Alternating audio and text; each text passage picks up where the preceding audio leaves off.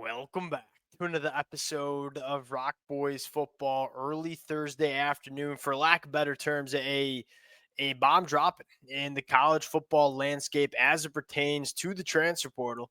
As former Georgia quarterback Carson Beck, who said he was going to the NFL draft, will now be entering his name into the transfer portal, immediately becoming the hottest commodity currently in the transfer portal. I'll say this: it eerily feels similar to what we saw with Cam Ward 12 months ago. Said he was going to the NFL draft, decides not to go, goes to the Miami Hurricanes. We all saw the impact Cam Ward had on the Miami Hurricanes in 2024. If you are a college football team and you want a proven commodity at quarterback, a quarterback that has shown that he can win at the highest level, Carson Beck immediately becomes your option. Now, I want to talk about a couple of different things. One, I want to talk about Carson Beck himself, a guy that, 5 months ago, as we were going into 2024, I'm on record saying if you ask me to ride with a quarterback going into the 2024 year to go win me a national championship, my selection was Carson Beck. Now, you saw a lot of other good quarterbacks play well, right? Cam Ward, Shedeur Sanders. I still feel as if Carson Beck is immediately one of the best quarterbacks in college football heading into the 2025 year. Now, where is he going to go? I think that's the most intriguing conversation to have.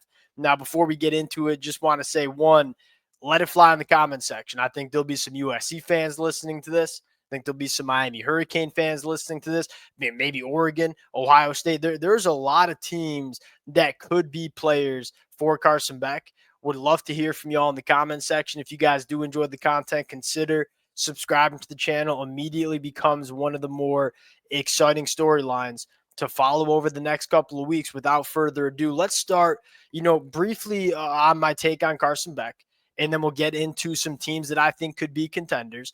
Now, I want to start with, look, Carson Beck in 2023 was absolute nails. 72% completion percentage, almost 4,000 passing yards, 24 touchdowns to 6 interceptions.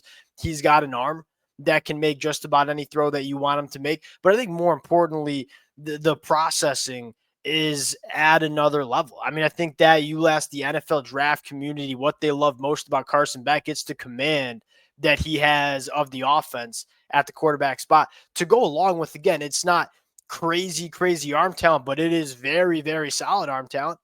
To me, there's not many quarterbacks that I'd take in 2025 over Carson Beck. Now, I think in 2024, the draft stock slides a little bit. I think the play on the field slid a little bit. I don't think that's all on Carson Beck, and I think there's going to be a lot of Georgia fans listening to this would probably agree with this statement. Look, Carson Beck was throwing to wide receivers that, one, really struggled to create separation. Number two, he'd make some high-level throws, and these Georgia wide receivers just weren't coming up and making plays.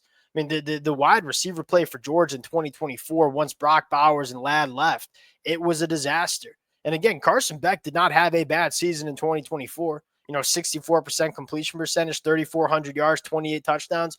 He played well in 2024. It didn't look as good because the difference makers on the outside just weren't good enough for Georgia. That's kind of my take on Carson Beck. Now, what I'm sure many people are listening for, who are the immediate contenders for Carson Beck? I think you got to start with the Miami Hurricanes. Why I'm starting with Miami is Miami's been very patient. There's been some solid quarterbacks at the transfer portal, not really many difference makers outside of John Mateer, and that was really the only quarterback that Miami made a serious push for.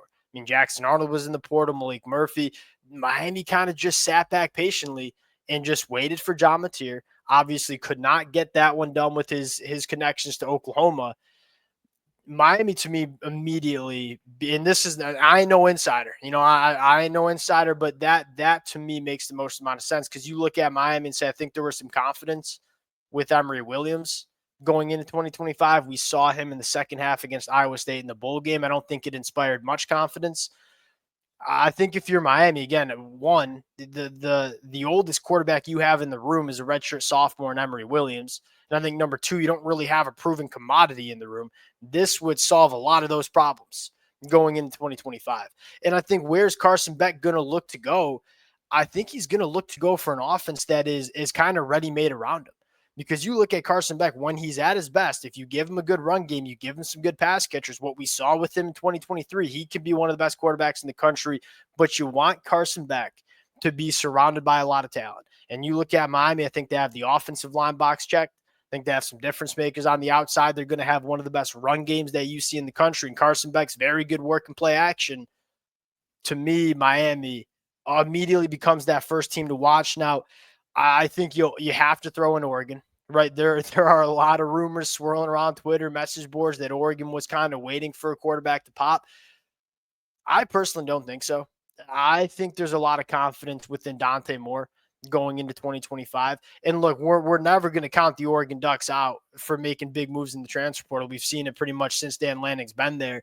I just don't think it's as big of a concern for Oregon. I mean, I think you have a really good freshman coming in with Achilles Smith. I think you have a lot of confidence in Dante Moore and Austin Novosad. To me, yeah, it's a little bit of a young quarterback room, but I do look at Oregon and say I think you have your starting quarterback already on the roster. USC is probably the next name that comes to my mind, and this one would make a lot of sense because you look at Carson Beck and why is Carson Beck hit in the transfer portal not going to the NFL draft? Probably didn't get the NFL draft grades that he wanted. And so he's looking to come back for one more year and kind of improve the NFL draft stock and also go to a team that can contend. You look at if you're Carson Beck and you want to go to a program that is going to elevate your draft stock, it's really hard to say no to a coach like Lincoln Riley. And I think my take on the USC quarterback room right now is that you have three guys in it right now. Jaden Maeva, Sam Hewitt came in through the portal, and true freshman Hassan Longstreet. I think the expectation right now is Jaden's going to be the guy in 2025. It's been a little bit of a roller coaster, and I think there's some confidence that Jaden can be that dude. But I mean, Carson Beck to me is a proven commodity and a guy that you stick in this Lincoln Riley offense, and I think can have a lot of success. And again, the way I look at it, if USC wants to be aggressive with him, it's going to be hard for Carson Beck to say no to Lincoln Riley.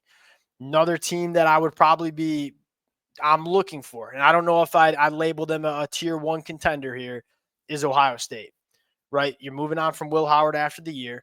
I think you have a ton of confidence in Julian Sayin, but he's an unknown commodity. And then you had Aaron Nolan leave. You also had Devin Brown. Devin Brown's going to leave. Do you want a veteran quarterback in the room? Because the way you have it right now, it's Keinholz, who is solid, but I don't think is going to be the guy for Ohio State. You have Julian Sayin and Tavian St. Clair. Those are two really good quarterbacks who are also really, really young.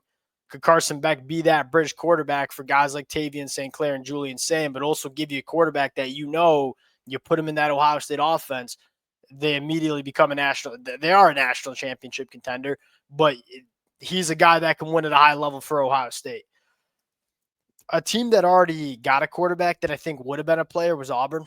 I think Auburn and Hugh Freeze might be sitting back and maybe kicking themselves a little bit for going out and getting Jackson Arnold when if they had prior knowledge that Carson Beck would eventually be in the portal, maybe they would have been a little bit more patient.